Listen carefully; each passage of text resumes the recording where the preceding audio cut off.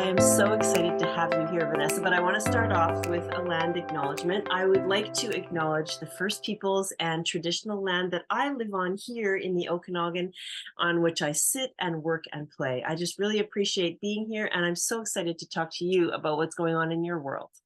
And I'd like to acknowledge that I'm on the traditional lands of the Matagami First Nation in Treaty 9, and I am a member of Treaty 9, being a part of Missinaba Cree First Nation. Okay, so I am here today with Vanessa Genier, and I'm so excited to talk to you again. You have been on the podcast in the past. So if you're watching this right now, go back and listen to episode number 76. You told your wonderful story. But for the people who are just hearing about you for the first time, can you give us a little bit about Quilts for Survivors for the first time? Sure. And I'm glad to be back, Brandy. It's great to see you. We've met in person since the podcast, and just lots of things are going on in your life and over here, and we're really, really excited. So Quilts for Survivors is a grassroots initiative started by myself, an Indigenous mother from Missinaba Cree First Nation, and I started it as a way to honor survivors of residential school, but also 60 Scoop and day school and other traumas that have come to my people. And I started because of the unmarked graves that were found at Kamloops, BC back in May of 2021. And since then, other former residential school sites have announced unmarked graves there as well. Being Indigenous, we knew the horrors that happened at these schools. It's not something new, something that we were just learning about. It is part of our heritage, part of our history. And I just wanted some way to give back to my people and to bring comfort and healing and to get involved with truth and reconciliation. We look at those 94 calls to action and we're going, well, how does that apply to me as a Canadian individual? And this is a great way to get involved in that. Yeah. And our goal when we started was 18 quilts, and we've since sent almost 4,000. It just blossomed into this amazing group, amazing community of quilters and survivors, and lots of healing all the way around. Yeah, when I first spoke to you on the podcast, I think you were talking about your first 1,000. I mean, it was overwhelming at the time. You were so excited that these milestones were happening. But I learned so much in that interview. I just couldn't believe that, as an adult in Canada, I wasn't aware of some of those things. And I realized I have so much more to learn. So it's been so exciting to follow your journey. Now, the reason I got you to come back today is because you've had a few more milestones, not just the number of quilts, which is the big deal, but also you've applied for a few things and you've entered a few things, and some things have happened. So tell For us sure. about some of the organizations that have been involved in helping you out. Well, we've had lots of quilt shops who have helped us out, or are just a place to drop off donations. What else have we had? Oh my gosh, we've had lots of sponsorships. We've filled out many applications for grants. We've been accepted for a few of those. I am now a full-time staff. I don't think I was full-time when we chatted the last time. I have another full-time staff. We're looking for maybe getting some funding, getting some other full-time staff. There's just so much work to be done. People think I come and sew all day long. I'm lucky if I can get away from all the admin work and go sew. So I do try to make sure I take time to do that. And you've had generous individual donors as well. Oh, for sure. We've had lots of people who have just been like, here's some money, here's $5,000. We just want to help. And it's just amazing. We had our first sewing retreat that was sponsored by, the Timmins Economic Development Corporation through their MAT tax.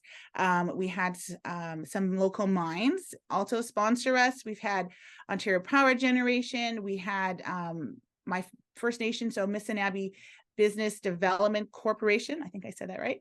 And just lots of help and support. We had about 55 registered attendees at our first Orange You Glad We're Sewing retreat.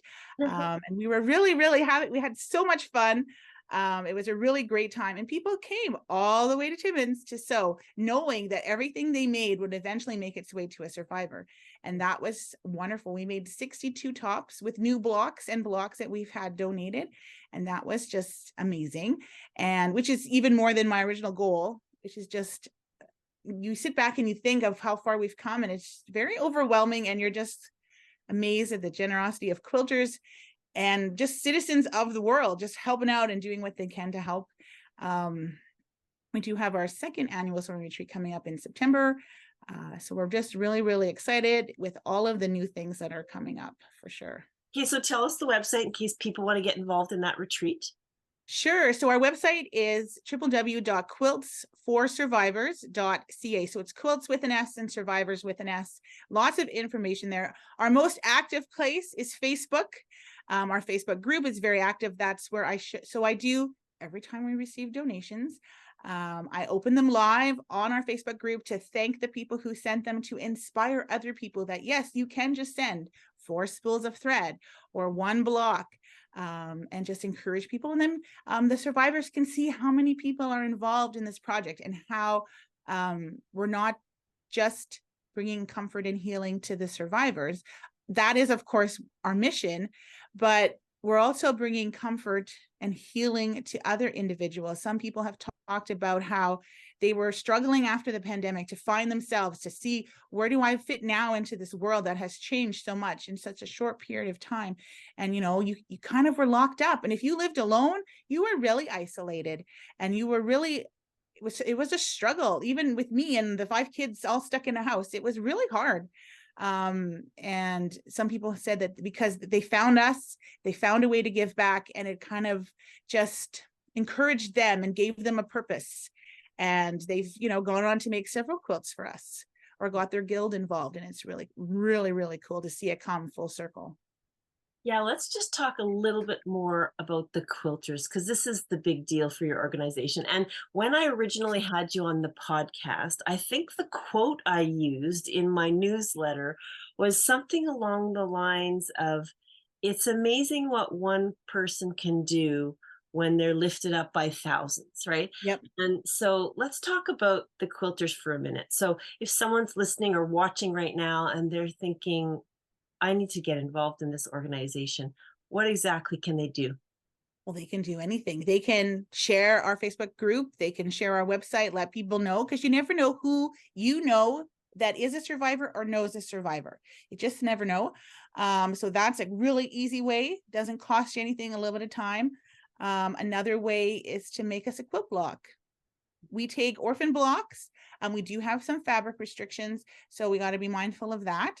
But other than that, quilt blocks, we were started out asking for 16.5 by 16.5. We still accept those. We accept quilt tops. We accept completed quilts that you can send directly to a survivor. There's just lots of ways to help out. You could buy, maybe you're not a quilter and you're going, well, I don't quilt, so I'm out. Well, no, you could, there's lots of other ways. You could send us some thread. You could send us some fabric. You could send a monetary donation. You could buy some of those prepaid Canada Post shipping boxes and say, hey, any quilters in my area, I've got a box to ship your quilt. And then it saves them, almost $30. So there's lots of ways to help out. And there's definitely lots of information on our website about that. Yeah, and when you're talking about fabric restrictions, it's not just we want good quality fabric, it's about the visuals on the fabric as well, right? So can you just give us a little tidbit about that? Sure. So I'll give you a really, really good example. Someone, a survivor, received a quilt back in April. And just a couple weeks ago, they contacted me because it was so hard, they said, to contact me, and said that they could not accept their quilt. And I was like, oh, okay. And sometimes, they're angry that someone, kind of outed them and said, hey, this person is a survivor. But in this case, it was the fabric. There was specific fabric on this quilt that was from like a newspaper print. And it traumatized them. It caused them a lot of pain. It took them, 6 or 7 months to let me know that this quilt was just not acceptable. It also had some handcuff fabric. So those weren't even restrictions in our fabric restrictions. So they were put into a block, and the survivor just was like, I really appreciate what you're doing. However, this quilt just speaks to me, but in a wrong way. And we're trying our very best to do everything in a good way and to not re-traumatize any of the survivors. We just want to send love and comfort. So other fabric restrictions are travel fabric. So no cars, planes, bikes, those type of things, boats. What else? There's no school related fabric. So no office, supplies, no schoolhouses, that type of thing. Even churches, we got to be careful with that. We know that they're survivors of many different faiths and religions, but we don't want to impose our beliefs onto anyone.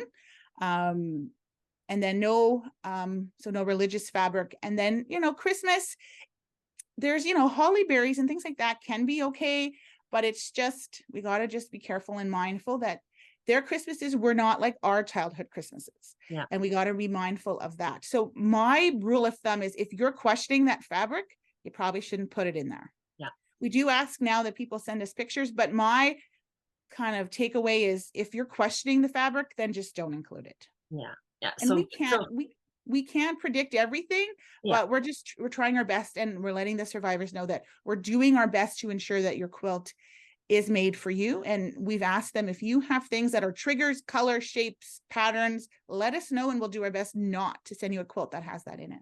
Yeah, it's just so important to be mindful of that. So I'm glad that we were able to bring that up. So I really want to talk about the recent surprises that you got. I mean, I voted, people voted, everybody was, watching you on Facebook and thinking about the things you'd entered and stuff like that. So along the way, we've been trying to root for you, but tell us what's happened recently. So recently I was nominated by our local Chamber of Commerce, which is huge. And I didn't even know I was nominated. I got an email saying, congratulations, you've won an award from the Canadian Chamber. And I was like, what award? What's going on? And apparently the ED here at our chamber nominated me. And the nomination, I found out later, her nomination was based on her experience when she came here with her staff and made some blocks. Wow. And I was like, oh, that's so cool. So I've never read it, but apparently it was really, really good and very moving. We were the only nonprofit to be nominated. They weren't even thinking that they would get a nonprofit. It was for an inclusion award. It was a new thing that the Canadian Chamber had put on. And so I was just like, oh my gosh, I can't believe, like, this is a national award. We're a 2-employee operations. And it was just unbelievable that we were even nominated, and then that we won. And apparently the nomination filled out form was just very moving and very inspiring. So I had to record a short video, and then I really felt that I needed to go there. But I was like, how am I going to get to Calgary? I've never been to Calgary. I was kind of like, I guess I can fly there. So I let the chamber know. I said, I really want to go and be there in person. However, we don't have the funds. We don't budget for travel because we just don't have the funds. And they're like, we'll help you out.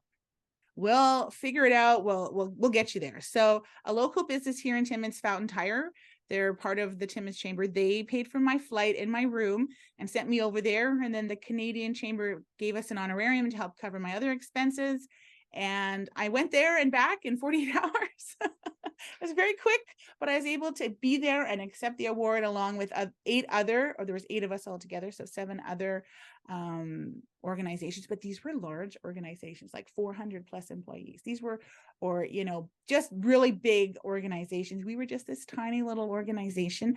I accepted my award last. I was the 8th person, and when I went up on stage, my traveling quilt was there. So our traveling quilt, I had asked if I could bring it, because as you may know, it's something that travels with me whenever I go anywhere for Quilts for Survivors, and just a way to remind people of the tragedies of these schools and to kind of keep it in the forefront. And it's memorial to the children that never came home.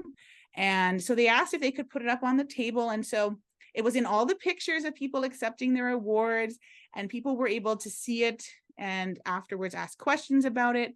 And when I went up on stage, they had our videos, so no one talked.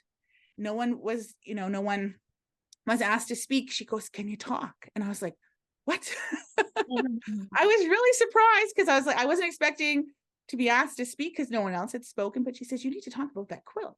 So I was able to talk to the, over 300 people that were in attendance, and it was also live streamed. And it was just amazing to be not only honored for the work that we're doing, but to be able to speak and talk about the work that we're doing. And I got a standing ovation, which I've never received. And one of the people there said, if there was a dry eye in the house, she says, I don't know. And she says, they may not remember everything you said, but they'll remember how you made them feel. And they'll take that with them. And Yeah. so people came up and asked lots of questions about the project and how we do it all. And they were surprised that we run off of donations and sponsorships and that we run by volunteers. And they were just flabbergasted. And if you're, I keep saying, if you're watching right now, you're obviously watching if you're watching, but if you're watching right now and you're thinking, I haven't heard of like a chamber of commerce. Like, not everyone knows what a chamber of commerce is. And I was the executive director of a chamber of commerce locally here in Oh, Penticton for cool. a few years.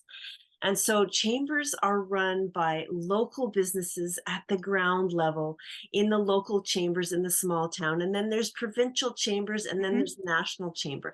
And this happened at the national level. Like, this is really huge. This is businesses appreciating what you're doing, but also trying to lift you up at the same time. So it's a huge, huge deal. It So is a huge deal. congrats. And because of the fact that we were the only nonprofit, and we were a small nonprofit, they're actually going to have a nonprofit category next year, which is amazing because there's so many wonderful nonprofits out there that deserve recognition for sure, for the work that they're doing for sure.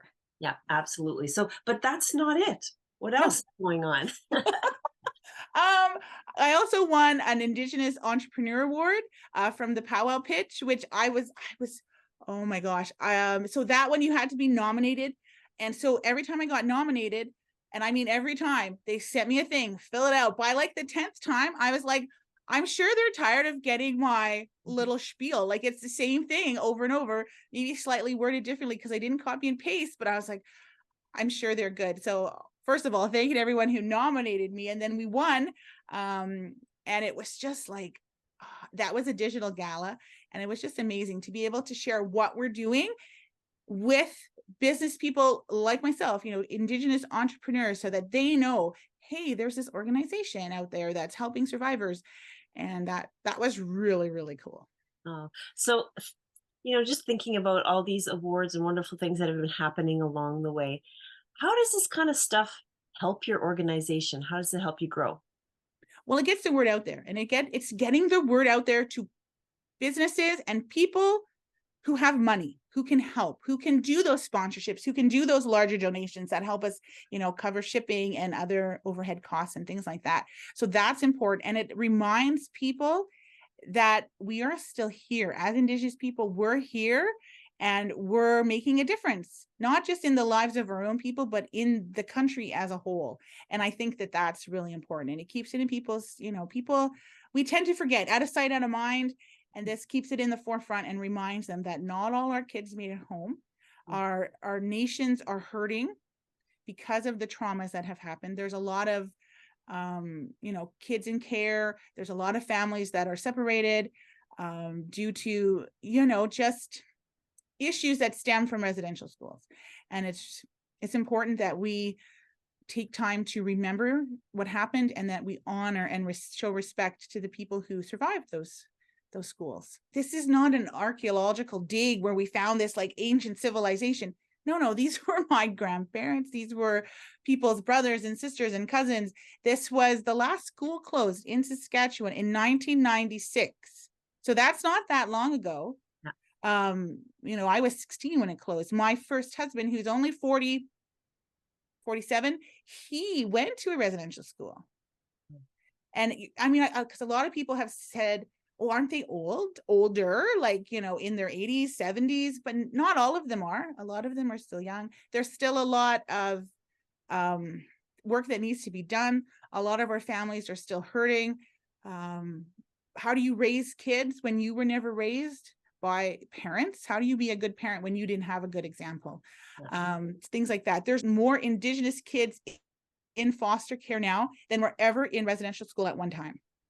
So there's still lots of hurt out there, and we're just trying to help. Yeah.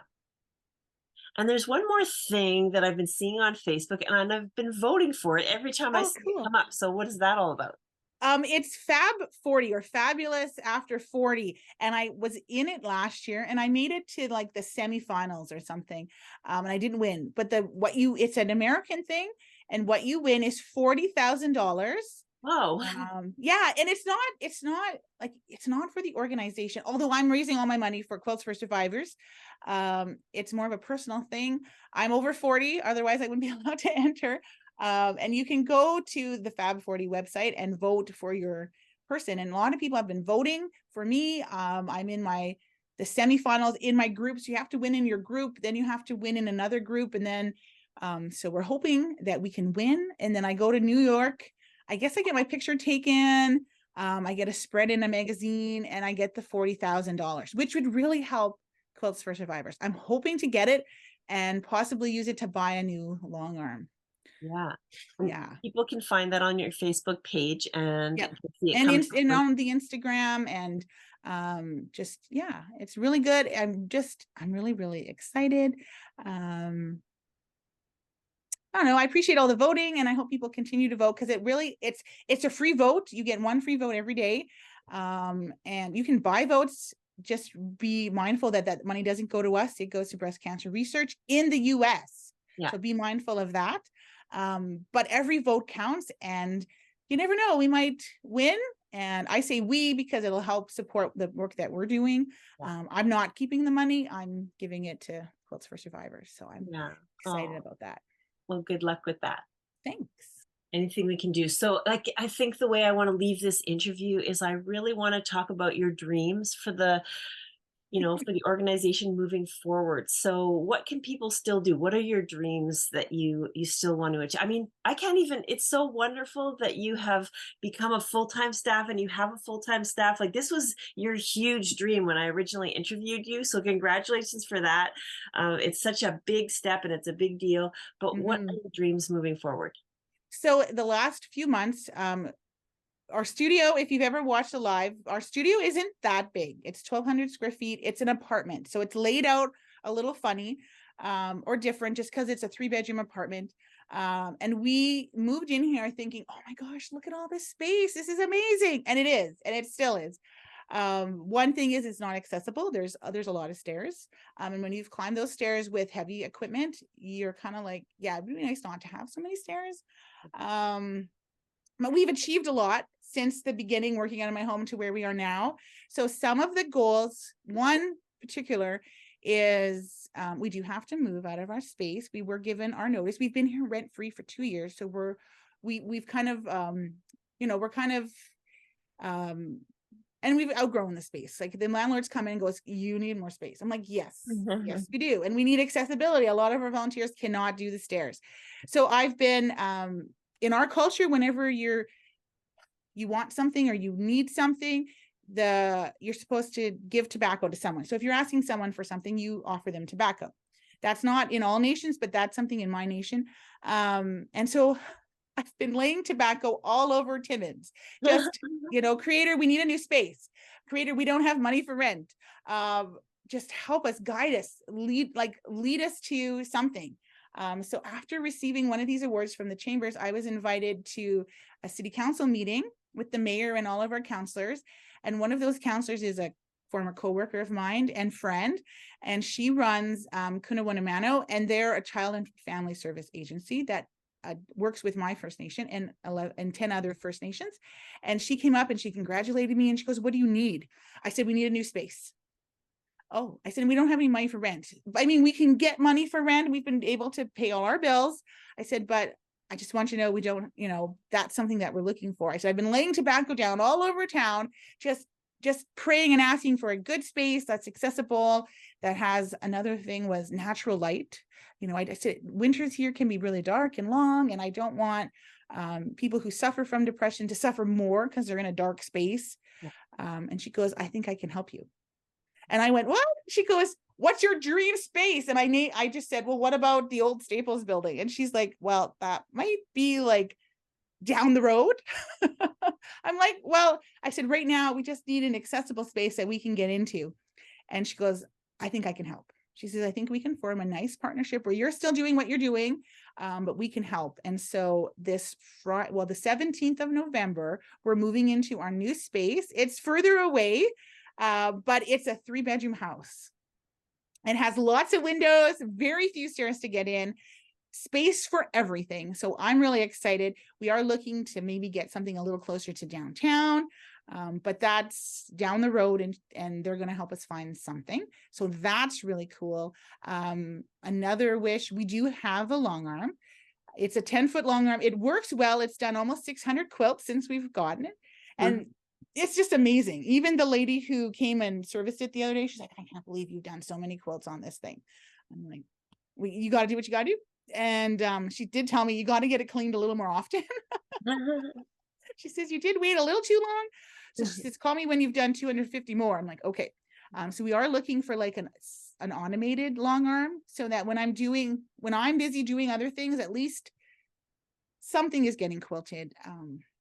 But we are looking for a long armor. We're hoping to, partnership and get some youth involved. Maybe it'll be their first job and they can kind of learn the art of quilting, and they can go with it. They can use the skills they learn here in a different job, in a different field, or they can actually, we know that quilting is a billion-dollar industry. There's lots of opportunities to use the skills the creator gave you to benefit other people, or to make money for yourself and your family, which is super cool. So we are looking for that. And just, help getting everything done, time, trying to, have a good work-life balance. And we're just excited to see where we end up. And, look at how far we've come in 2 years. In 2 more years, my goodness, maybe we'll own a shop or something. Look how far you've come. Well, I just want to say congratulations on your wonderful success. You're doing wonderful things for the community and our country. I'm honored to have you on my show. I really appreciate you today, and congratulations. I really wish you all the best moving forward. Thank you so much. It's an honor for me to be on your podcast. I never would have thought that people would be interested in the story, that people would want to hear about it, let alone come and help. We've had groups that have made over 100 quilts and personally delivered them to different nations around BC. We've had groups in Ontario. Like, it's just unbelievable. And then you go to, we went to Quilts Canada, and people are going, I've been following you since the beginning. And I'm like, what? She goes, I was like one of the first people to send you a block. I was like, oh my gosh, like that.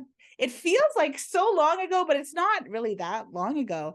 And it was really cool. And just having volunteers that are committed. We had one volunteer who helped us at our booth when it was in Vancouver. She came to Halifax and helped us again, which was just amazing.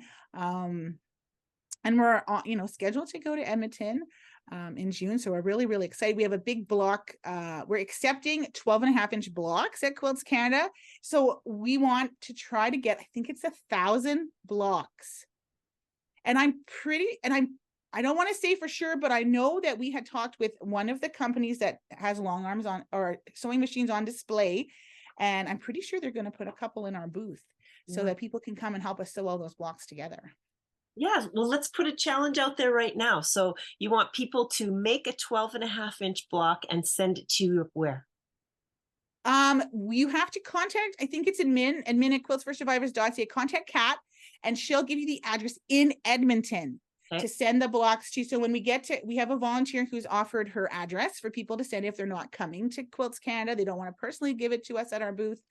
Then you can ship it and it'll be there. And my vision is to have like little ropes, kind of like a clothesline, and hang all of these cute blocks with orange clothespins and just have like this overflow of blocks. So the challenge is 1,000 blocks. I think we can do it. We'll also accept other donations as well, but that's kind of what we're looking for, and super pumped and excited about that. I think I don't know if our whole board is coming, but me and my other staff will be there.